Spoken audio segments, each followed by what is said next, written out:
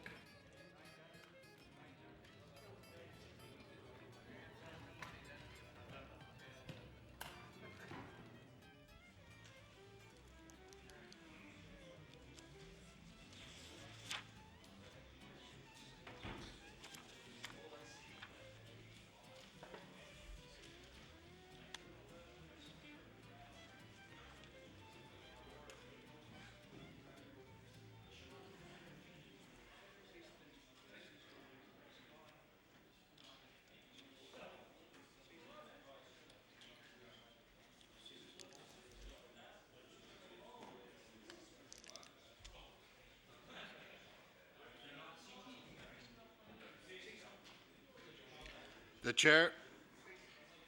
Order, please. The Chair of the Committee of the Whole hosts on supply. Do you give your report? Reports that the committee's met and made progress, begs leave to sit again. Considerable progress. Is it agreed? Carried. The Honourable the Government House Leader. Well, thank you very much, Mr. Speaker. Would you please call to the order of business private members' public bills for second reading? Private members' public bills for second reading. Yes, thank you, Mr. Speaker. Would you please call Bill number 129, the Trade Union Act? Bill 129, the Trade Union Act. The Honourable the Member for Cape Breton South. Much, Mr. Speaker. Mr. Speaker, I'm going to be very brief on this bill. This is an amendment to the Trade Union Act affecting collective bargaining by police, and I believe that this bill has been, by the NSGU, has been a subject of some discussion between both the NDP and the government. And for that reason, I'll just move second reading, and we'll see if there's anybody else interested in it over at Law Amendments. Okay, move second. The Honourable the Member for Halifax Needham. Thank you very much, Mr. Speaker. Mr. Speaker, I too will be very brief with respect to this bill, and indeed we are quite happy to see this bill proceed through second reading to law amendments as well. Thank you, Mr. Speaker. The Honourable the Minister of Labour and Workforce Development. Thank you very much, Mr. Speaker, and it's my pleasure too to support the member's bill. The department has had representation from various individuals, including the President of the NSGU, and so we are in support of this moving forward. If I recognize the member, it will be the closed debate. The Honourable the Member for Cape Breton South. Thank you very much, Mr. Speaker, and I'd like to thank all members for their participation in this bill this evening, and I move second reading.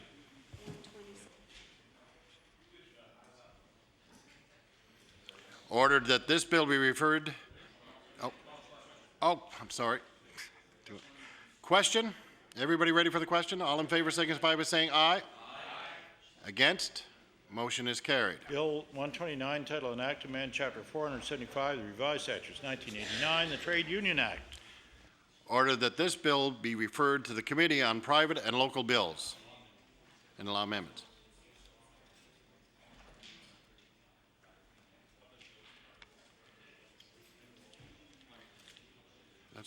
That's exactly what I said.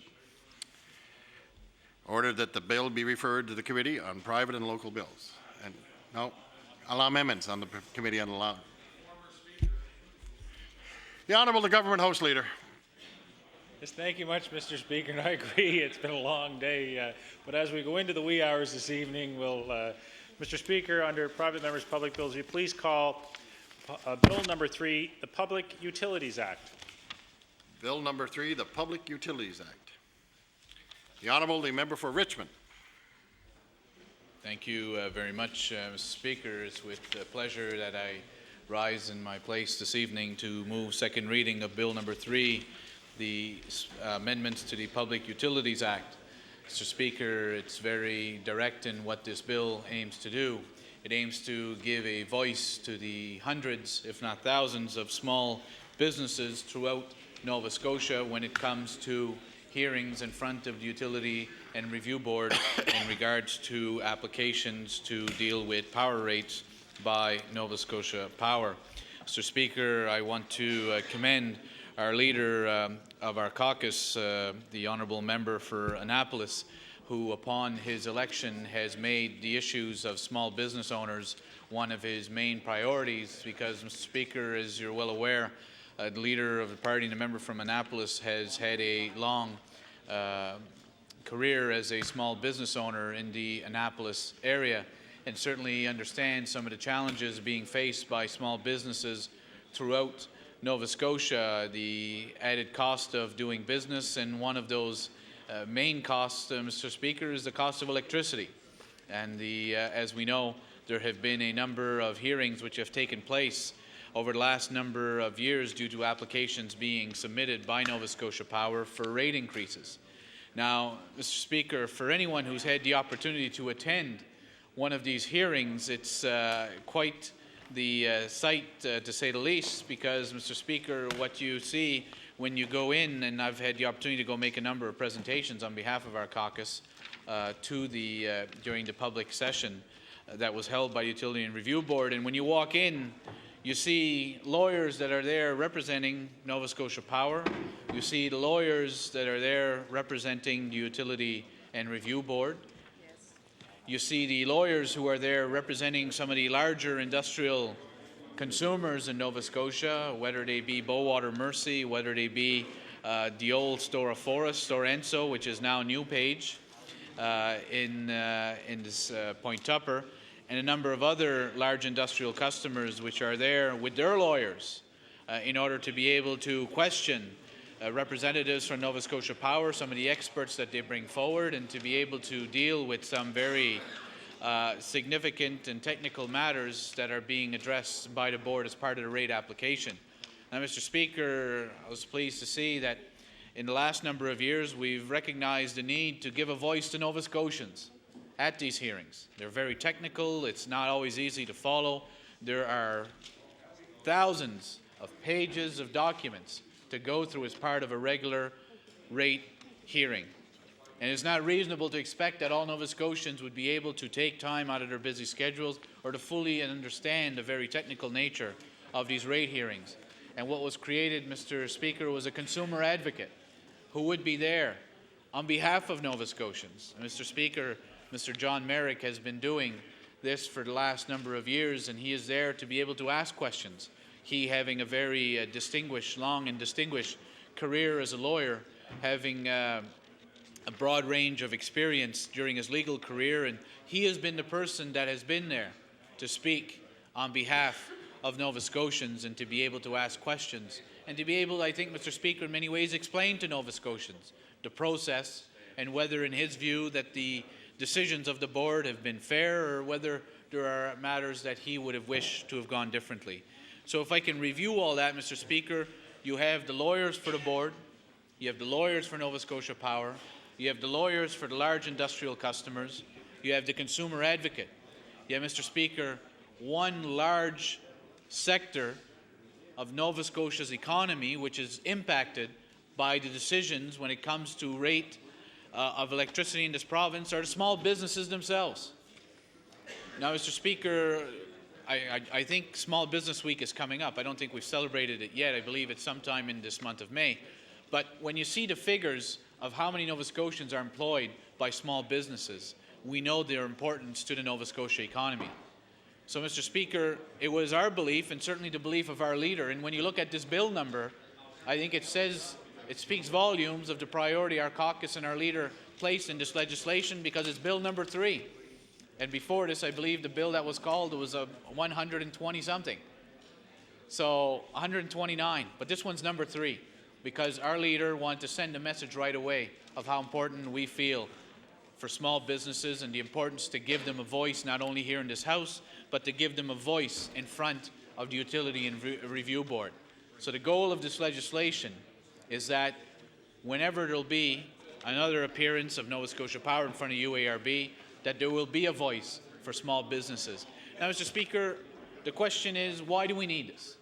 Why can't these small businesses just bring lawyers too? Because large industrial customers have lawyers, the board has lawyers, Nova Scotia Power has lawyers. Why can't they just have lawyers? Well, Mr. Speaker, it's very impractical to expect that small businesses throughout Nova Scotia, with the financial pressures they face, would be able to say, we're going to each hire our own lawyer to represent us at these hearings and to be our voice.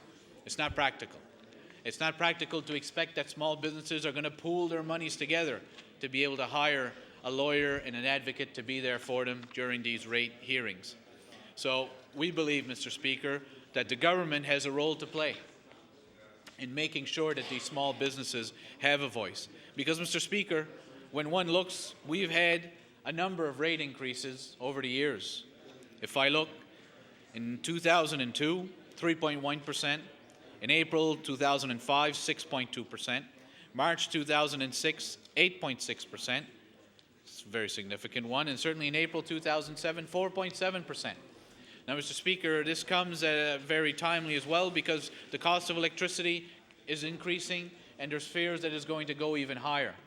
Now, Mr. Speaker, I want to commend our leader, because it was he, on behalf of the Liberal caucus, who raised the concerns of Nova Scotians when they found out that Nova Scotia Power, that Emera, had reported in their first quarter a doubling of the profits from last year.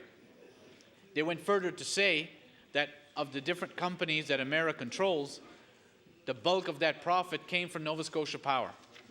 So somehow Nova Scotia Power in the first quarter has managed to double its profits over last year. And that's why our leader took the responsible step of calling on the Premier to show leadership on this issue through the Utility and Review Board, and to find a means of calling the board to back to investigate how is it that when they last set the rate increase for Nova Scotia Power, that it was determined that that rate should allow Nova Scotia Power to meet its guaranteed margin of profit. Because we now know that that margin of profit has doubled over last year. So something went wrong along the way. Some predictions or assumptions must have been incorrect. And the question is, we often see the UARB granting Nova Scotia Power rate increases. We can't see why, in this case, the UARB could not be there to grant Nova Scotians a decrease in their power rates. And, Mr. Speaker, I was pleased that the Premier's response to this was not to dismiss the suggestion, but to say that he was going to look into the matter to see what could be done, because the UARB is an arm's-length body. But yet, there needs to be an ability for us as legislators to call on that body to be able to look into this matter. And I know that the Minister of Finance indicated in his response that he would take the matter under advisement and see, are there any means that the government can compel or even request the UARB to hold a hearing in order to determine what took place. So again, that was leadership on behalf of our leader, and getting the government to agree to take those steps. I believe, Mr. Speaker, that's how getting things done. And that's, we will wait to see exactly what is going to be done in that case, and we hope that Nova Scotia Power will be called upon to explain to Nova Scotians why they've been able to double their profits in the first quarter, and why it is that Nova Scotians should not expect a rate decrease while allowing Nova Scotia Power to meet the same profit levels that they did last year. Mr. Speaker, as I mentioned, small business owners employ thousands of Nova Scotians, and it's essential that we do what we can as legislators to support them in their efforts and to make sure that they do have a voice where it matters. And there's no better place to start off with, Mr. Speaker, than making sure they have a voice at these rate hearings, so that there will be someone there to ask the tough questions, that there will be someone there to analyze the evidence that is brought forward, and someone there that can speak to them directly and indicate whether what the decision of the board was fair or what changes should have been considered as well. So, Mr. Speaker, I'm pleased that the government has called this legislation. There may be some changes that will be proposed during the law amendments process.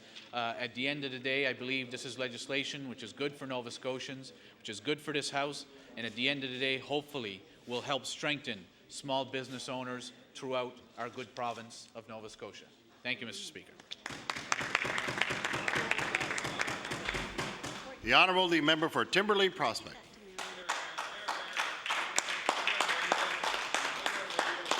Thank you, Mr. Speaker.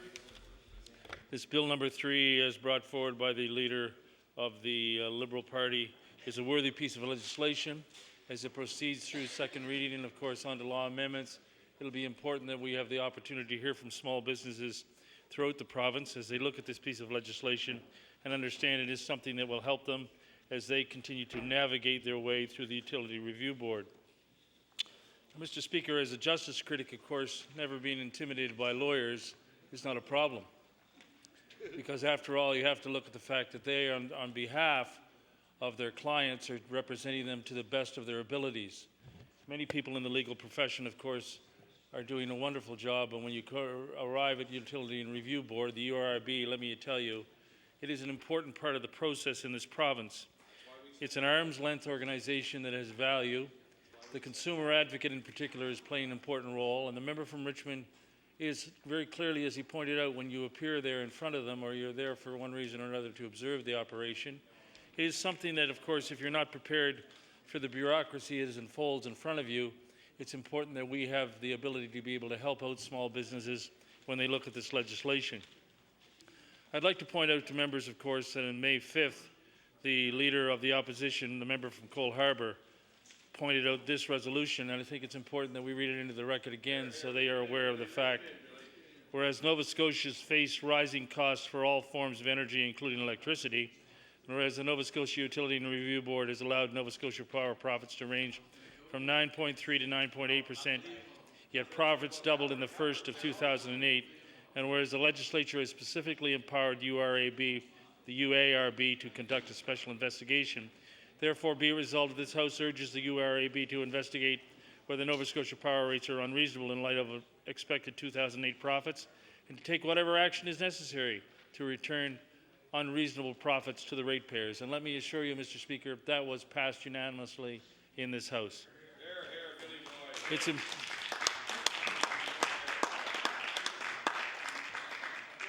This piece of legislation, from my understanding, Mr. Speaker, allows to cut through the legalese.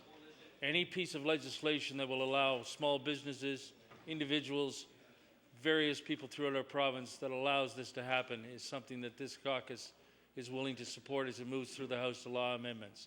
I encourage small businesses to take the opportunity to appear in front of law amendments.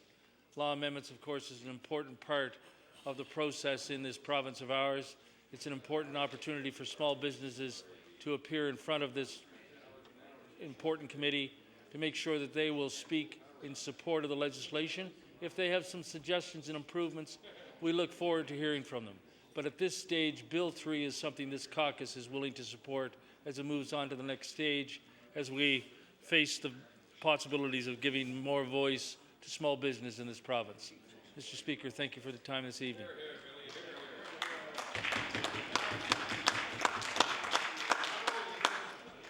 The Honourable, the Minister of Workforce Development and Labour. Thank you very much, Mr. Speaker, and I'll confine myself to speaking just to the bill and not move into other areas as the members have done. But certainly we agree with the emphasis upon small businesses. Small businesses are the heart of the community that I serve in many ridings across this country. And having been at the UARB myself and made representation, can understand the complexity of the process and the member's bill as a possible means of perhaps helping small businesses in front of the UARB. That having been said, Mr. Speaker, we support small businesses clearly. They're They're the heart and backbone of our ridings, and our party has done much to support them. We recognize the complexities and the importance of the UARB. We will be making some representations at the law amendment stage, and we look forward very much to hearing from the public. We certainly wouldn't want this bill to do anything to reduce the diversity of opinion that could come forward. To restrict that in any way, that's certainly not the intention, I know that, but that might be one concern that we would have. But we look forward to hearing from the public, and we'll have some representations. And with those few words, I want to thank the member for bringing forth the bill. If I recognize the member for Richmond, it will be the closed debate. The Honourable, the member for Richmond. Well, thank you, Mr. Speaker, and I'm pleased with the comments that have been made on Bill number 3. As I said, this is an issue which our leader brought forward immediately during this session as an issue of importance to us and importance to small businesses. And again, not only is it important that this bill go forward so that we can establish a strong voice. Order, please. The Honourable, the member for Richmond has the floor. Again, Mr. Speaker, not only with this bill, it would be important to establish a strong voice for small businesses around this province, but during the debate on this bill and as it moves forward, we will as well be looking forward to the response from the government to the issue brought forward by the leader of the Liberal caucus in calling upon the government to require the UARB to look into the fact that Nova Scotia Power has been reporting a doubling of its profits in the first quarter, and what we can do as legislators, while allowing the arm's-length body of the UARB to do its work, that the government can be in a position to at least request that such a hearing take place so that Nova Scotians can have confidence in the system established by the UARB, and we can get a better understanding of why the rates agreed to last year in the increase are now suddenly producing a doubling of the profits from one year to the next. So, Mr. Speaker, that's some of the issues that we'll be looking as we move forward. But again, I want to thank our leader for pushing this issue forward, and the fact that we now look forward to the law amendments process to see what changes may be proposed there, and the presentations from Nova Scotians and even from small business owners, which we hope will see the value of making this important change and providing them with a permanent voice from here forward at any rate hearings being held by the Utility and Review Board. And with that, Mr. Speaker, it is my pleasure to close debate on second reading of Bill number 3. The question is for second reading of Bill number 3. Is the host ready for the question? All those in favour signify by saying aye. Against? Carried. Bill 3, entitled An Act to amend Chapter 380, the Revised Statutes 1989, the Public Utilities Act. Ordered that this bill be referred to the Committee on Law Amendments. The Honourable, the Government House Leader. Yes, thank you very much, Mr. Speaker. Would you please call to the order of business public bills for second reading? Public bills for second reading. Thank you, Mr. Speaker. Would you please call Bill number 144, the Nova Scotia Film Development Corporation Act? Bill number 144, the Nova Scotia Film Development Corporation Act. The Honourable, the Minister of Economic Development. Thank you, Mr. Speaker. I move that this bill be now read a second time. The purpose of the bill, Mr. Speaker, is to provide the legal framework under which the name of the Nova Scotia Film Development Corporation can be changed to Film Nova Scotia. This action was taken by Film Nova Scotia after considerable consultation with stakeholders, the industry, and people who have an interest in the industry. And the obvious reason, Mr. Speaker, is to facilitate the promotion and marketing of this industry, and of course enabling Film Nova Scotia to be more easily recognized and accepted by the industry and by stakeholders. It's important to note, Mr. Speaker, that the film industry in this province generates over $100 million a year in business over the period of the past decade, and this change in legislation, which will provide the legal basis for the change of name, will allow the Film Nova Scotia to continue and be competitive and promote the industry more effectively as we move forward.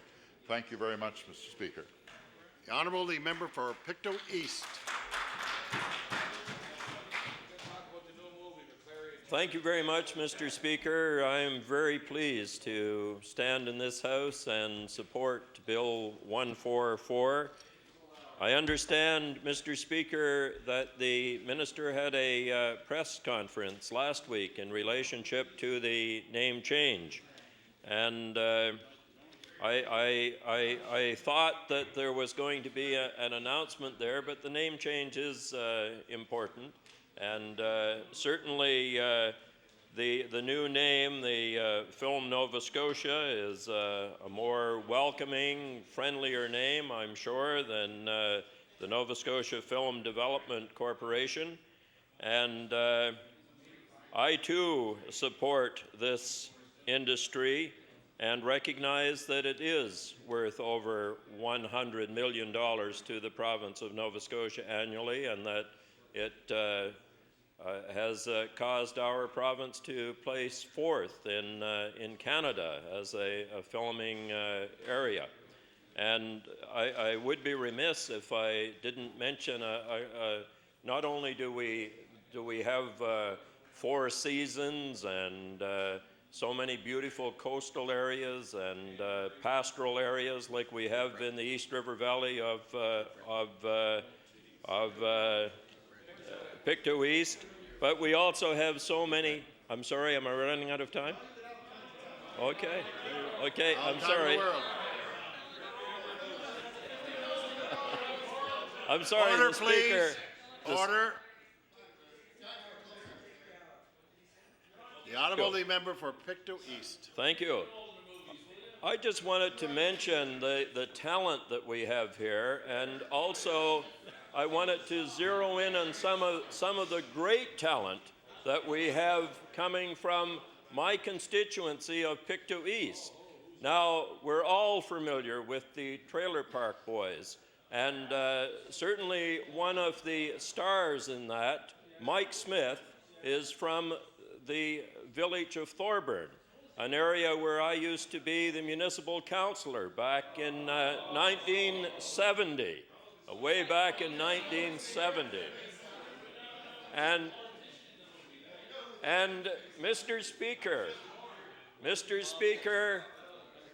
Mike Smith, who is Bubbles in the Trailer Park Boys, is an outstanding actor who, in fact, has been awarded a Gemini Award in 2003. In 2003, for being the best comic and the People's Choice.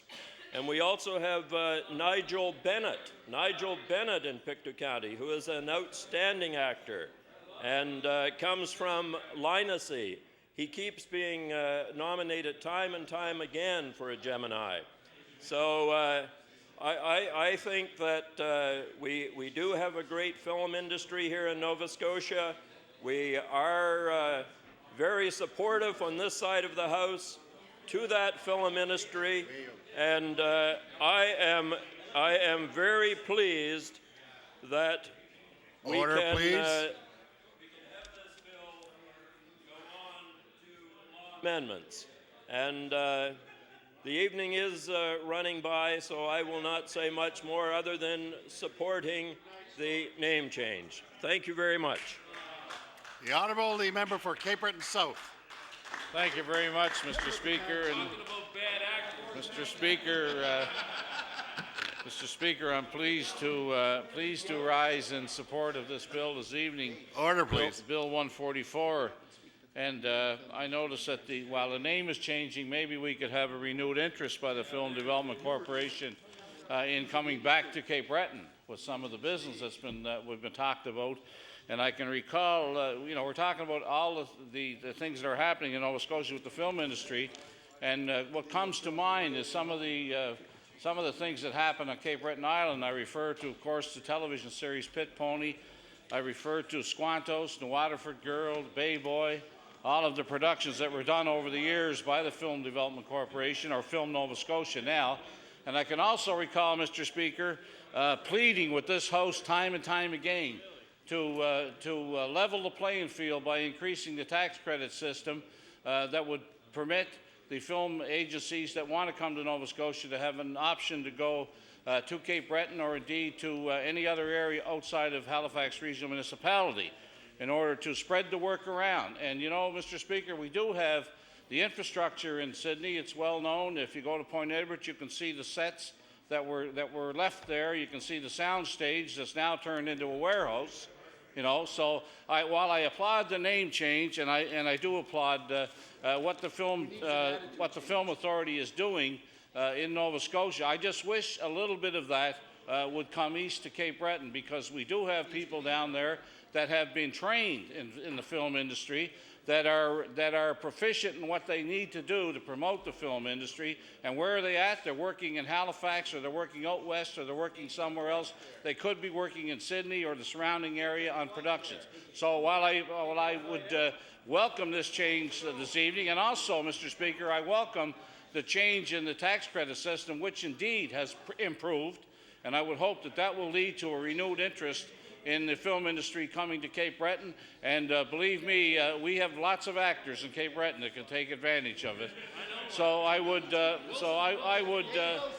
say to Ann McKenzie and company, we certainly welcome you back to Cape Breton when you choose to do so. So we certainly will be supporting this bill at second reading. So. If I recognize the minister, it will be to close debate.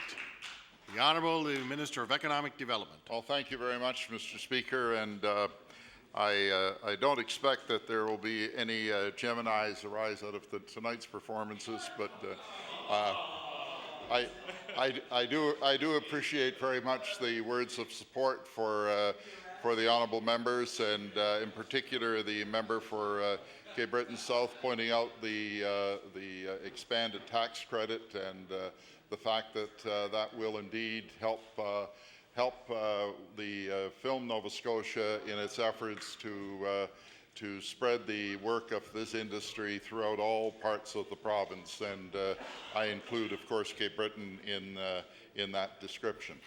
Thank you, Mr. Speaker. I look forward to this bill passing through other stages of the procedure. The question is for the second reading of Bill number 144. Is the House ready for the question? All those in favour signify by saying aye. Aye. Against? Motion is carried. Bill 144, entitled An Act to Amend Chapter 20 of the Act of 1990, the Nova Scotia Film Development Corporation Act. Ordered that this bill be referred to the Committee on Law Amendments. The Honourable the Government House Leader. Yes, thank you very much, Mr. Speaker. Would you please call Bill number 135, the Municipal Elections Act? Bill 135, the Municipal Elections Act. The Honourable the Minister of Service, Nova Scotia and Municipal Relations. Thank you, Speaker, and I'm pleased to rise this evening to bring forward, talk about second reading amendments to the Municipal Elections Act. And I guess, quite frank, Mr. Speaker, it's not much wonder that these amendments are coming forth. We are now living in an electronic age, and it's a matter of getting our electoral system perhaps in tune with modern lifestyle. Although there were indications that the electronic voting in municipalities is permissible under the MGA, this will clarify it. And what it does is it expands the powers of municipality to permit new methods of voting, including those using the internet and telephone. These proposed amendments, Mr. Speaker, were developed at the request of HRM in preparation for the October 2008 municipal election, and they would prefer to be able to try electronic voting then. And hopefully, once this bill passes, that if they can't do it this time, they'll certainly be ready to do it the next time. But anyway, the municipality intends to pursue the new methods of voting in that upcoming municipal election, including internet-based advance polls. And with that in mind, Mr. Speaker, these proposed changes to the Act will provide further clarification around the process and procedures related to electronic voting. Specifically, Mr. Speaker, these amendments will clarify that a municipal council can provide for a method of recounting ballots that are cast electronically, that additional hours and days for voting at an advance poll can be provided, and there will be provisions related to proxy voting. Mr. Speaker, the proposed changes will also provide amendments relating to the contravention of election bylaws. And in closing, Mr. Speaker, I'd like to note that while all of these amendments were designed to address the concerns raised by Halifax Regional Municipality, the changes will apply to all municipalities, and there are other municipalities who have indicated an interest in moving in allowing electronic voting. And Mr. Speaker, I want to thank you at this time and now move second reading of Bill number 35. The Honourable, the member for Cole Harbour Eastern Passage.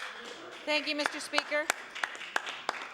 I'd like to start out by thanking the Minister of Service, Nova Scotia and Municipal Relations for bringing these amendments forward to the Municipal Elections Act. Certainly they're very timely. They're timely on a lot of levels, as he has spoke of, but I'll mention as well, certainly with the fall municipal elections in the not too distant future, it's important that this happen. Also, Mr. Speaker, it's important in the year of a celebration of democracy, not only in Nova Scotia but in Canada. It's a time that we all know that voter turnout is not what we'd like it to see. At this point, it's a must-do. It's the natural process, it's natural progress to create a wider access to opportunities to vote, to engage more voters. Our young adults are certainly electronically connected. Our persons with disabilities often have the opportunity to be electronically connected. Our seniors as well. It's timely, certainly in recognition of the approval for advanced voting, electronic voting at Halifax Regional Municipality. These amendments as well speak to the integrity of persons, the integrity of the electoral process, Mr. Speaker. And in the fall session, myself and my colleague and member of caucus from Halifax Fairview, we both spoke of the importance of the safeguards that need to be in place. Security of voting privileges, Mr. Speaker. And these amendments speak to that and offers the abilities of municipalities to address these safeguards. It's certainly my hope, as no doubt it is for all members of the legislature, that our municipalities will get it right the first time. I certainly hope, I'm confident they will. But with that, our caucus certainly supports the bill of going forward, this amendment going to law amendments. Thank you.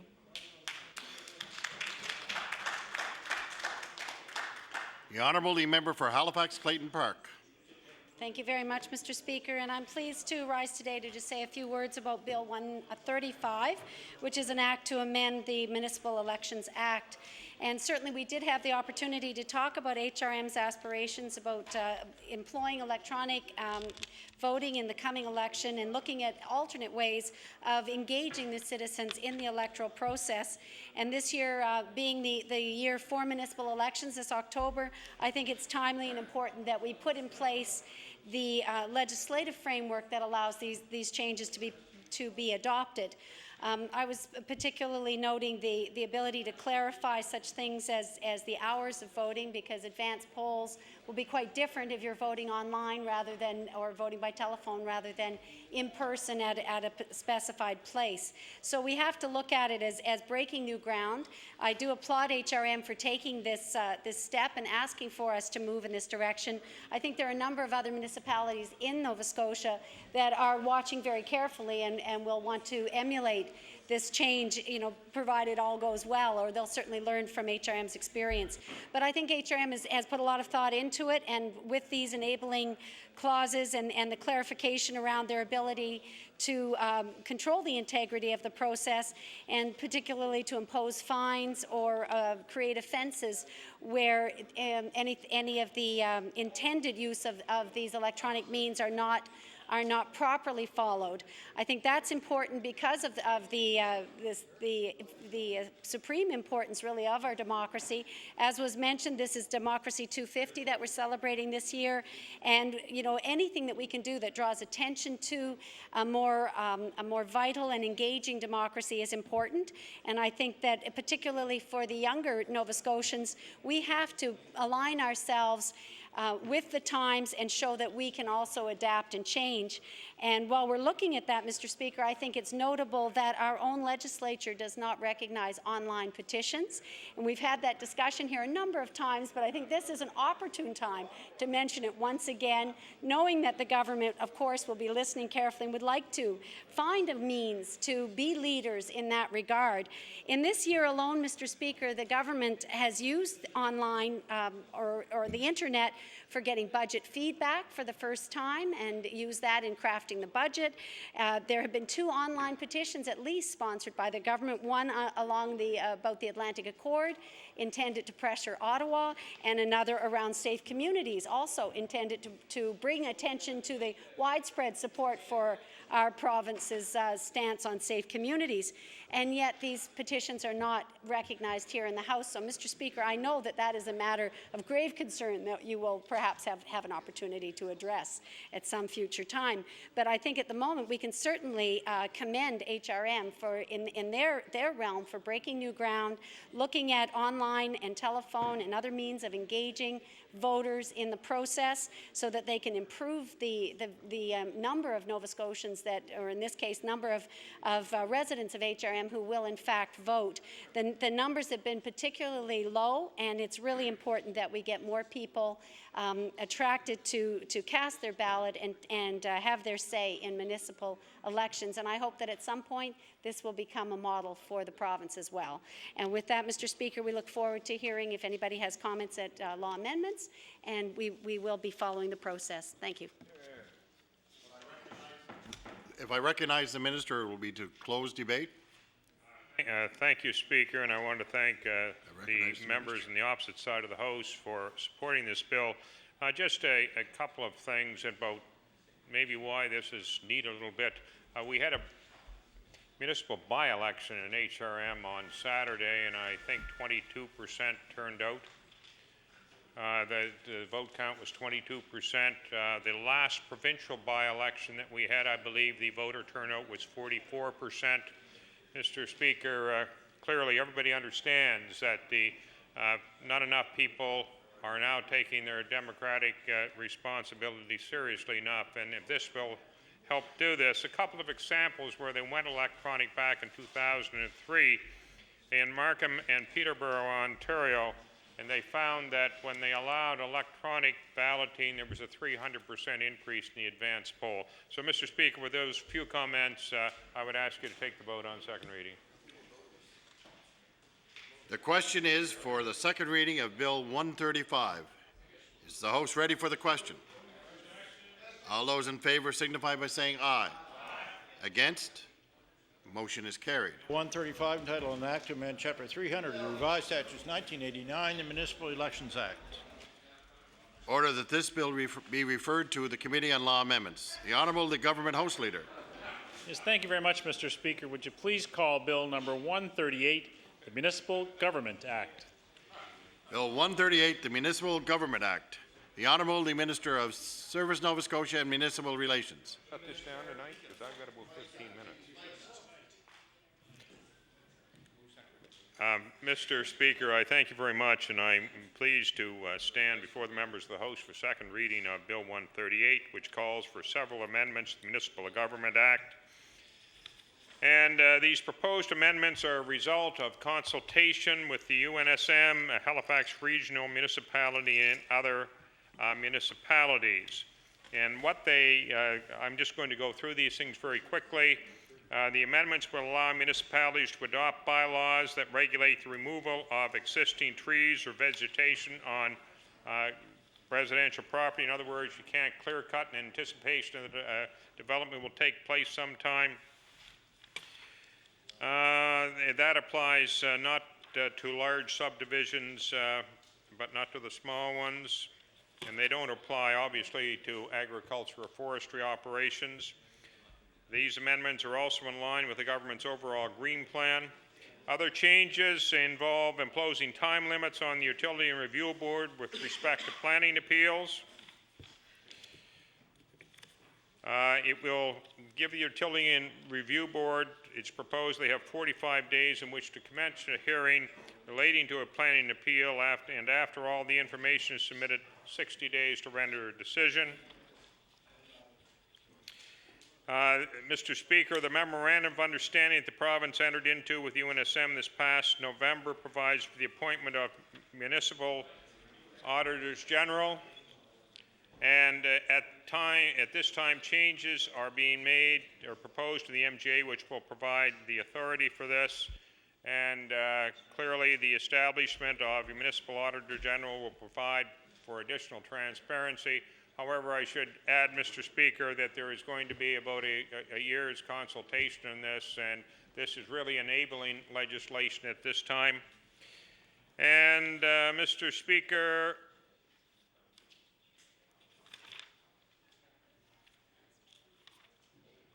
Bill 138 will extend the authority that HRM has to acquire vacant boarded up buildings to all other municipalities. In other words, to get rid of some of the eyesores in the town.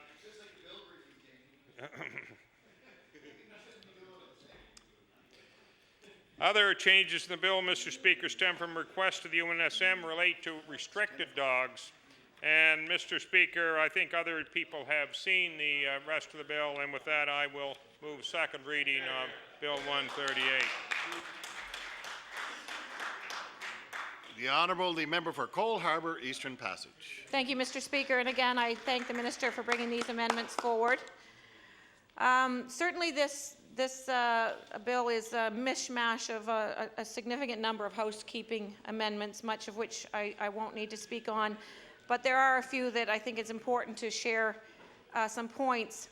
The enabling municipalities certainly to better serve the many, many, many nonprofit and charitable organizations that are in all of our communities across Nova Scotia. These are important amendments. So many of these groups are doing all of them are doing tremendously important work in all of our communities, and quite frankly, in far too many cases, they're doing the work of government. For instance, food banks, shelters. These groups are ensuring that Nova Scotian citizens, especially the most vulnerable, gain access to food and shelters. These are the kinds of organizations we're talking about, Mr. Speaker. These amendments offer municipalities opportunities and abilities to shorten wait times for financial support within a municipality. It creates a much more efficient process.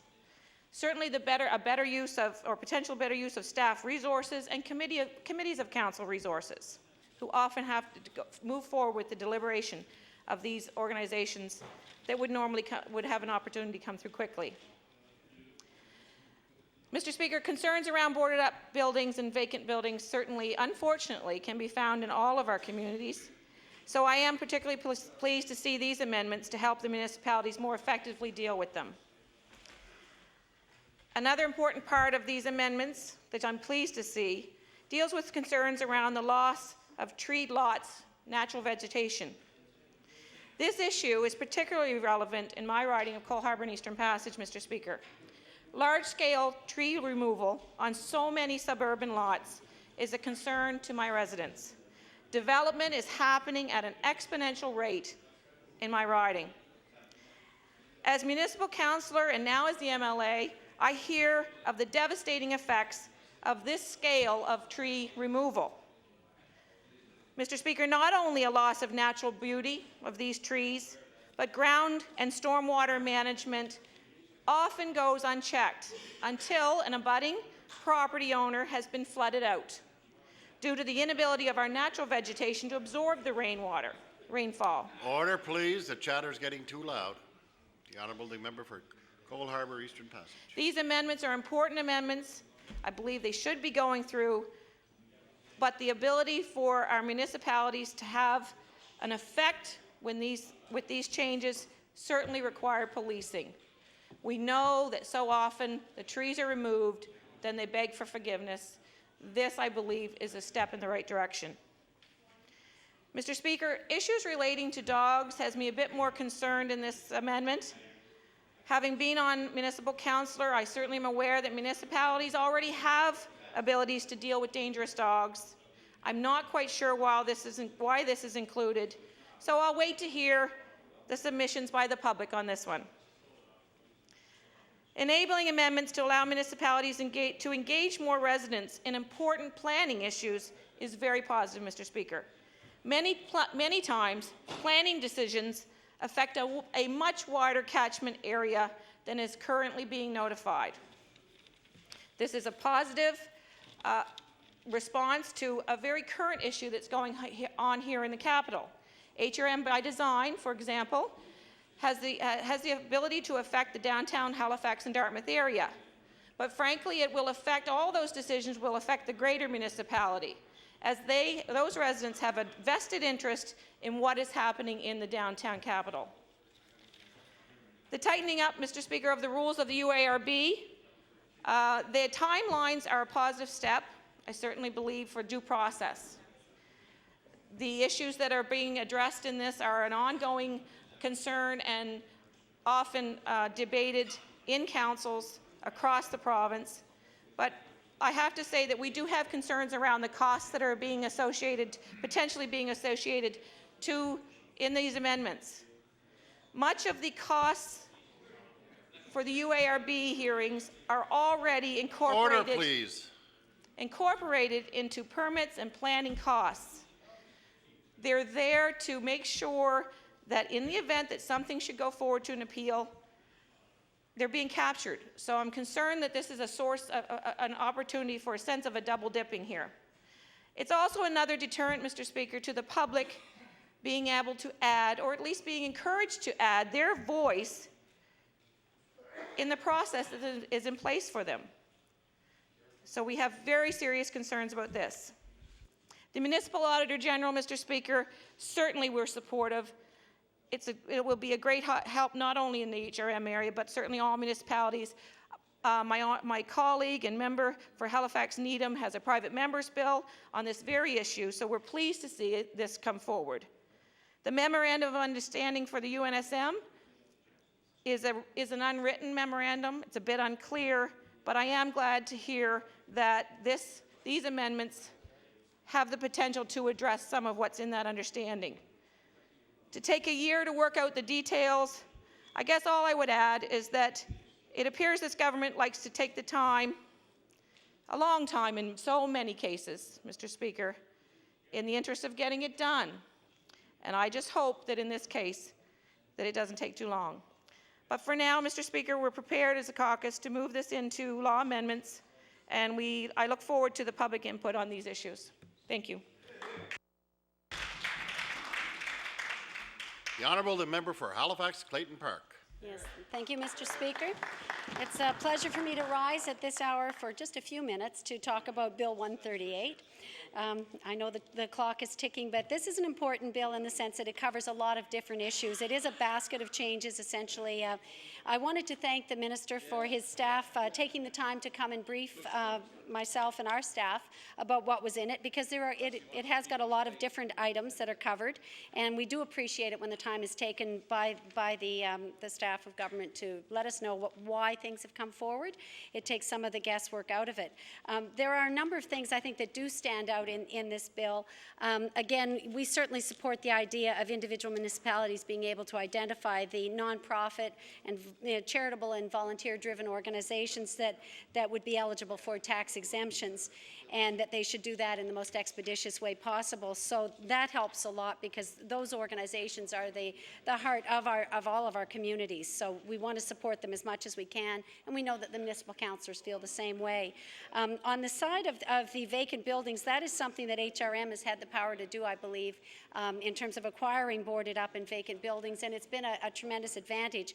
I did sit a number of years ago on the Dangerous and Unsightly Premises Committee when we couldn't do anything about out those buildings that were devaluing properties and you know, really were an eyesore to the neighbors around them.